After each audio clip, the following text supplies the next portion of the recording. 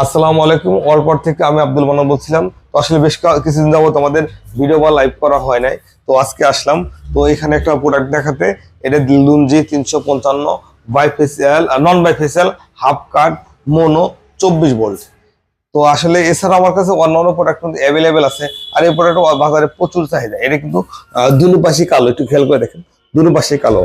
এই ধরনের প্রোডাক্ট যদি কারো লাগে বা কারো প্রয়োজন, তাহলে আমার সাথে সরাসরি যোগাযোগ করে নিতে পারেন বা ফোন কল করে নিতে পারেন।